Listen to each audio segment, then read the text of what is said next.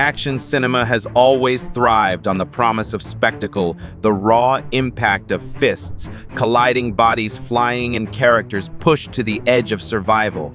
But scattered behind the polished releases and theatrical cuts lies a hidden timeline of battles the world was never allowed to witness. These sequences weren't simple trims or harmless edits. They were full-scale confrontations carefully crafted by stunt teams, planned with precision and shot with the intention of anchoring entire story arcs. Yet after a single round of private test screenings, they were abruptly erased, sealed away in editing bays, and removed from the history audiences thought they knew. Some of these vanished scenes once dominated early trailers, giving fans a glimpse of fights that would never make it to the final print. Others were screened only once in rough cuts, where a handful of early viewers described them as too harsh, too graphic, or too intense for the film's intended tone. Sometimes the violence shifted the moral weight of the story. Sometimes the pace felt disrupted. And sometimes a studio executive, fearing backlash ratings, complications, or tonal imbalance, simply chose to wipe out the entire confrontation. Directors have occasionally spoken about these missing sequences with a mixture of pride and frustration, describing them as some of the strongest work their teams ever accomplished. Crew members recall the sweat, the bruises, and the impossible choreography that went into crafting moments destined to vanish. And fans, upon discovering rumors of these lost battles, are left wondering what the real version of their favorite films might have looked like without the shadow of censorship or corporate caution. Tonight, we revisit those hidden fragments. These are the action films where entire fights filmed, edited, and nearly ready for release were cut after test screenings, leaving behind only whispers of the battles that almost were. Fact 1: Hard Target's buried warehouse showdown. Long before Hard Target reached its theatrical form, the film carried an extended warehouse confrontation that showcased John Woo's signature blend of balletic violence and hard-edged chaos. In its original assembly, Chance Boudreau dismantled a squad of mercenaries through a string of acrobatic exchanges, using chains, broken crates, and scattered tools to turn the dimly lit space into a lethal playground. Crew members described the sequence as one of the most ambitious set pieces shot for the entire film, a relentless surge of movement and brutality that amplified Van Damme's physicality. But when the studio arranged its first test screening, the reaction shifted the film's fate. Several viewers wrote that the fight felt oppressively violent, while others said the prolonged intensity pulled the tone towards something far darker than expected. Universal, already sparring with the MPAA over the film's rating, feared the sequence would trigger heavier restrictions. After several tense internal discussions, the decision was made to carve out nearly the entire encounter. Only quick flashes survived in the final release, transforming a once sprawling set piece into a ghost of itself.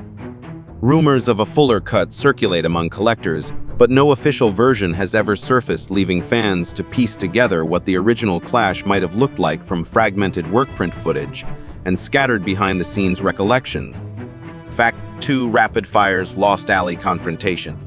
In Rapid Fire, Brandon Lee crafted some of his sharpest screen work, and among the footage that never made it to theaters was a drawn-out alley fight that highlighted his speed and precision. Designed as a showcase of close-quarters improvisation, the scene featured Lee navigating a maze of dumpsters, narrow brick passages, and low lighting while engaging multiple attackers. The choreography leaned into realism, joint locks, elbow strikes, and uncompromising takedowns shot in wide frames to preserve the impact. However, when the film was shown to its first test audience, the response grew complicated. While some viewers praised the visceral energy, others felt the violence bordered on uncomfortable. A handful noted that the rawness of the fight shifted the tone of the film, making the protagonist appear colder and more ruthless than intended. Concerned about ratings pressure and pacing disruption, producers ultimately decided to remove the entire scene. What remains today are only production stills and brief notes from stunt coordinators who considered it one of Brandon Lee's best early showcases. Its absence is still discussed by fans who believe the missing confrontation could have elevated the film's martial arts pedigree. Fact 3: American Yakuza's erased gang collision. American Yakuza once included a sprawling gang clash that served as a symbolic collision between two criminal cultures. Set in an abandoned construction zone, the sequence followed Viggo Mortensen's character as he found himself caught between the American mafia and the Japanese yakuza in a battle staged with handheld weapons, environmental improvisation, and gritty physical exchanges. Crew accounts suggest the scene was not only lengthy, but emotionally charged, reinforcing the protagonist's internal conflict about where his loyalties truly lay. During the film's early screening, though, the reaction proved far from favorable. Many viewers described the fight as excessively harsh and emotionally draining. Others felt that the brutality overshadowed the quieter character moments that followed. Columbia Tristar, already uncertain about how to market the film, reacted by removing the entire set piece.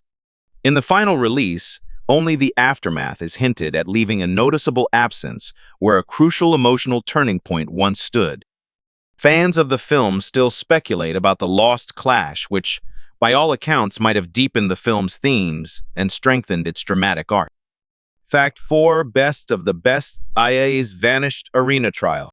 Best of the Best II was constructed around the brutal world of underground tournament fighting, and among its early cuts existed a fierce, drawn-out match intended to showcase Travis Brickley at his most vulnerable. In this missing sequence, Travis took on a towering opponent in a bout that pushed both fighters to the edge of collapse. The choreography emphasized exhaustion, hands slipping, breath-breaking, muscles shaking as the camera circled the cage to capture the raw physical toll. Crew members later recalled how the stunt team treated the fight as a centerpiece, a moment meant to expose the cruelty of the Coliseum and the stakes that defined the sequel's darker tone. But during the test screening phase, the sequence unsettled viewers in unexpected ways. Some audience members found the realism uncomfortable, describing the protracted brawl as painful to sit through. Others felt the brutality disrupted the emotional rhythm of the film, overwhelming the dramatic beats that followed. The studio, fearing backlash and further ratings complications, ultimately decided to remove the entire confrontation. What survived in the theatrical cut amounts to little more than a shadow of what was filmed. The missing arena fight remains one of the film's greatest mysteries, an ambitious set piece buried in the editing room, despite the enormous effort poured into its creation. Fact 5. The Quest's early round showdown that disappeared. Among the many international matchups in the Quest, one early round tournament fight was intended to stand out as a technical jewel. Filmed with sweeping spotlights and a rotating dolly, track the sequence pitted Van Damme's character against a lesser-known but highly skilled opponent whose style contrasted sharply with his own. The fight featured intricate grappling moments, sharp counters, and a crowd reaction that swelled with each exchange. It was designed to show the escalating danger within the tournament and hint at the global diversity of fighters. Yet when the rough edit was screened for test audiences, responses were mixed. Several viewers argued that the fight arrived too early in the narrative to justify its length, while others felt it made Van Damme's character appear overly dominant before the film's emotional tension had fully developed. There were also concerns about pacing the fight, stretched the build-up toward later rounds, softening the impact of the more dramatic matches to come. As a result, the studio elected to remove the sequence in its entirety. Only minor glimpses survive through production stills and fragments of unused footage. Fans who study the tournament bracket still notice the abrupt gap, a silent reminder of a lost round that might have enriched the film's rhythm and world building. Fact 6. Rapid Fire's Forgotten Campus Ambush. Rapid Fire didn't lose just one major fight scene. Another full confrontation was cut from an early section of the film, this time set on a university campus at dusk. The scene followed Jake Lowe crossing an open courtyard when a group of gang members cornered him between stairwells and benches. What followed was a dynamic blend of hand-to-hand exchanges and quick, evasive maneuvers filmed in long, continuous takes. The idea was to show Jake adapting under pressure using instinct and environment before he fully embraced the combat skills he demonstrates later. However, during test screenings, the scene didn't land as intended. Some viewers enjoyed the fluid choreography, but others complained that the extended fight undermined Jake's character arc by making him look too capable too early. A few remarked that the university setting made the violence feel oddly out of place and risked alienating younger viewers. Executives, wary of tone and pacing issues, chose to excise the entire sequence from the final cut. In the released version, Jake's development appears to leap forward abruptly, a gap that fans still notice. The missing campus ambush remains discussed among stunt teams and martial arts enthusiasts as one of the strongest sequences Rapid Fire never allowed its audience to see. Fact 7, Bloodsport, I abandoned Prison Clash. Before Bloodsport, I settled into the rhythm of its underground tournament story. It once opened with a raw, extended fight inside a dimly lit prison block. In this early version, Alex Cardo stood alone against a wave of hostile inmates, forced to rely on instinct rather than discipline. The choreography leaned heavily into gritty realism, bodies slamming into railings, fists echoing off concrete walls, and the kind of improvisational brutality that couldn't be mistaken for tournament theatrics. Crew members later admitted they saw this scene as a symbolic rebirth for Cardo, a moment that would define his desperation before his transformation. But when the rough cut reached a test audience, the reaction swerved sharply. Many wrote that the fight felt too visceral, a jarring contrast to the stylized action the series was known for. Others commented that the sheer length of the prison clash overshadowed the film's main event.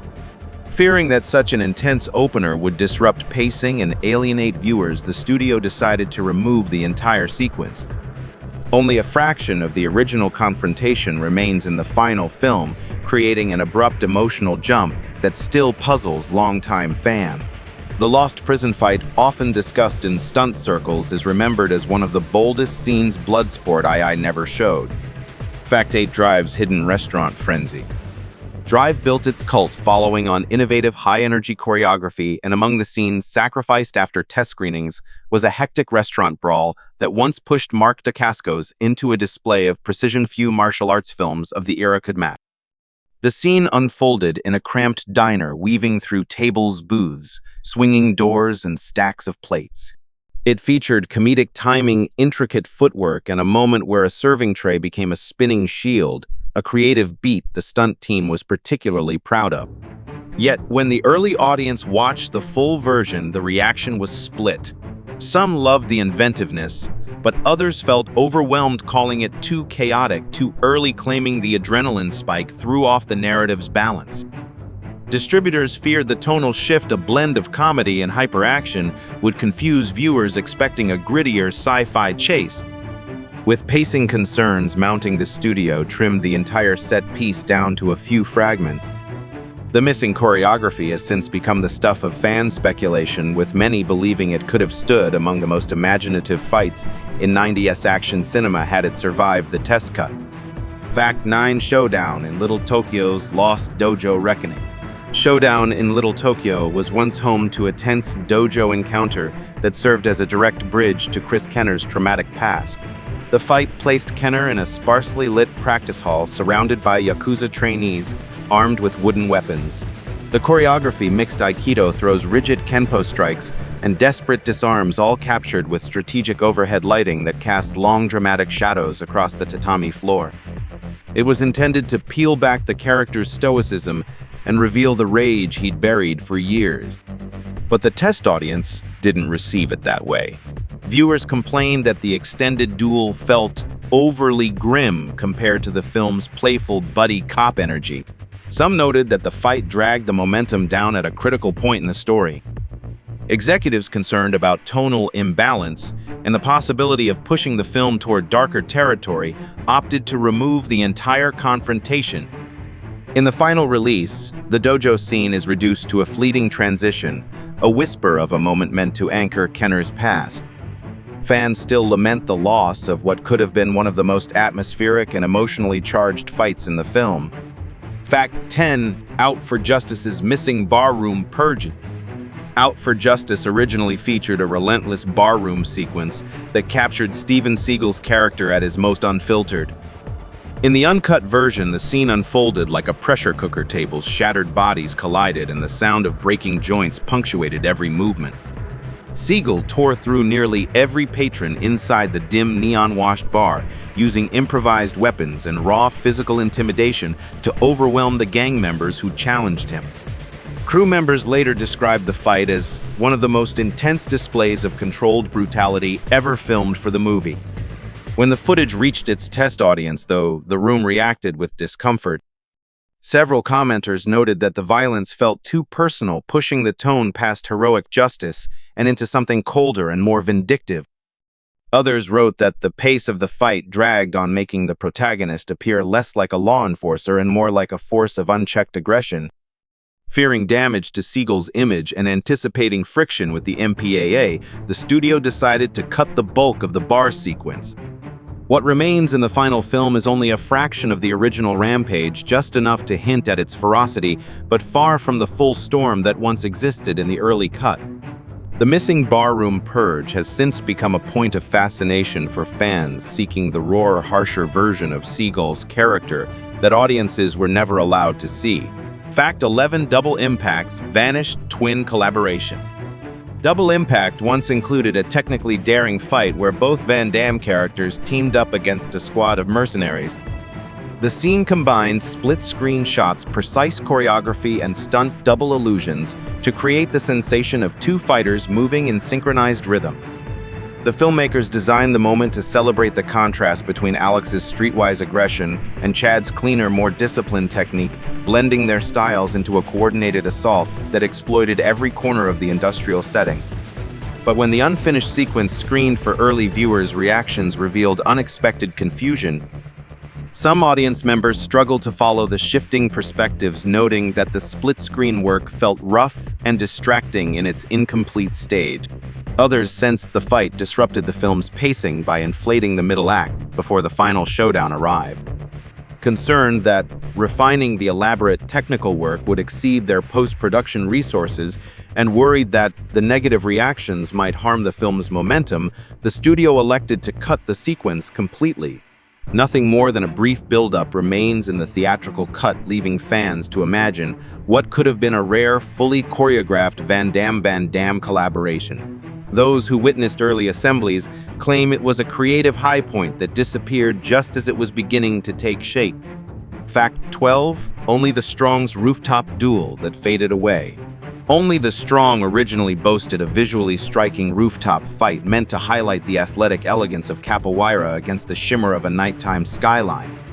Mark Dacascos faced off against a rival practitioner in a duel crafted with long sweeping kicks, low sweeps, and high-risk aerial moves. The camera circled the actors as wind machines swept through the scene, giving the impression of motion in every direction. Crew recollections describe the rooftop confrontation as one of the most stylishly conceived fights in the film. Yet during the test screening, the remarkably fluid choreography seemed to work against the pacing. Some viewers found the duel too lengthy, so close to the final battle. Others said the darker lighting made the action harder to follow in its rough, unpolished form. The studio, wary of losing narrative momentum, decided to remove the entire sequence. In the final release, the rooftop clash exists only in scraps of behind-the-scenes imagery. Fans of the film still lament its absence, believing the scene would have showcased capoeira's beauty and danger in a way rarely captured in American action cinema. Fact 13: Lionheart's missing dock ambush. Lionheart once carried a tense, atmospheric dockside confrontation meant to deepen Lion's emotional arc. In this removed sequence, he crossed a fog-shrouded freight yard at dawn, only to be cornered by hired muscle tasked with preventing him from leaving the city. What followed was a desperate struggle fought between stacked containers and steel beams, illuminated only by the cold blue glow of early morning. The choreography highlighted Lion's exhaustion, his movements heavy, his breath ragged, capturing a man running out of options before fate pushed him toward the underground circuit. But when the scene was shown to a test audience, the response leaned sharply negative. Some viewers claimed the fight made the pacing of the first act drag, while others argued it made Lion appear far more aggressive than the film intended at this stage of his journey. Executives concerned that the sequence overshadowed later emotional beats chose to cut it entirely. In the final theatrical version, the story jumps more abruptly toward Lion's entry into the illegal fighting world. The missing dock ambush, once designed to bind his emotional struggles to his physical battles, remains unseen, a quiet casualty of the editing room that left a subtle void in his transformation. Fact 14, Marked for Death's Lost Lab Assault. Marked for Death originally included a complex high-stakes assault on a sprawling drug lab, a sequence intended to reveal the overwhelming scale of the criminal operation John Hatcher was up against.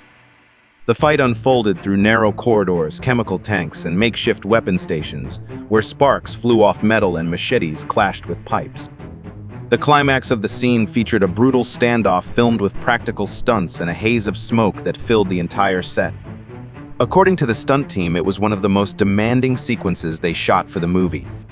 But when the early assembly was tested with audiences, the intensity proved polarizing.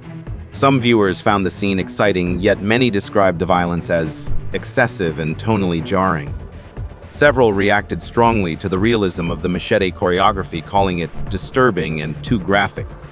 Studio executives, already sensitive to ratings concerns and worried about pushing the film into harsher territory, decided the entire sequence had to go. Only fragments made it into the final cut, leaving an odd narrative gap where a major action set piece once stood. Fans who've heard the behind-the-scenes stories often refer to the Lost Lab Assault as one of the most ambitious and atmospheric fights the film never released. Fact 15, Cyborg's Erased Wasteland Skirmish. Cyborg once included a sweeping desert skirmish designed to showcase the bleakness of its post-apocalyptic world and the relentless danger stalking its hero, Gibson Rickenbacker. Shot in the late afternoon sun, the scene followed Gibson as he confronted a team of scouts loyal to Fender, resulting in a lengthy clash across dunes and rocky ledges. The choreography blended blade work, wide-frame duels, and a dramatic tumble down a sandbank, a moment that required multiple stunt performers and careful rigging to pull off safely. However, the scene's atmospheric weight backfired in test screenings. Some viewers appreciated the scale, but many felt the duel slowed the story's build-up to the final confrontation. Others called the sequence too bleak, noting that its harsh tone risked overshadowing the emotion of the film's concluding act. Canon Films, pressed by financial strain and eager for a tighter, faster narrative, ultimately cut the entire skirmish. In the finished film, the story jumps ahead with noticeable abruptness, leaving the wasteland fight as a lost bridge between the mid-film tension and the approaching finale. To this day, the missing sequence remains one of the most talked-about absences in Cyborg's troubled production history. Bonus fact, Red Sun Rising's vanished Neon Alley standoff. Red Sun Rising once featured a rain-soaked alley confrontation that crew members believed would become one of Don the Dragon Wilson's defining screen moments. Set in a narrow, neon-lit corridor, the sequence pitted Hoshino against three assassins wielding short blades and a custom chain weapon designed exclusively for the film. The fight was choreographed with sharp, percussive rhythm metal scraping against concrete, splashes of water erupting with every kick and reflections of neon shifting across the fighters' faces as they moved. According to those on set, the duel captured the perfect blend of martial arts authenticity and stylish 90s action atmosphere. But when the rough cut reached its first test audience, the reaction shifted dramatically. Several viewers described the scene as too intense, reacting strongly to the amplified blade impact sounds that made the violence feel uncomfortably real. Others felt the fight overshadowed the film's later action beats, creating a tonal imbalance that disrupted the pacing of the story. Concerned about steering the narrative away from its intended rhythm and wary of triggering stricter content scrutiny, the studio removed the sequence entirely. All that remains today are a handful of production stills and brief snippets of behind-the-scenes footage that hint at the fight's visual power. Fans continue to speculate about the Lost Alley Showdown, often citing it as one of the most striking martial arts scenes of the era that audiences were never allowed to witness a neon-drenched brawl erased after a single preview screening deemed it too much for the final cut. Every one of these missing fight scenes leaves behind the same lingering question: how different would these films feel if the battles meant to define them had survived the test screening purge? Some of these showdowns were crafted with incredible precision, others carried emotional weight that could have shifted entire character arcs, yet all of them vanished before audiences ever had a chance to judge for themselves. Now that you've seen how many pivotal moments were erased behind closed doors, it's your turn. Which of these lost fights do you think would have changed its movie the most, and do you believe studios were right to cut them, or should audiences have been allowed to decide?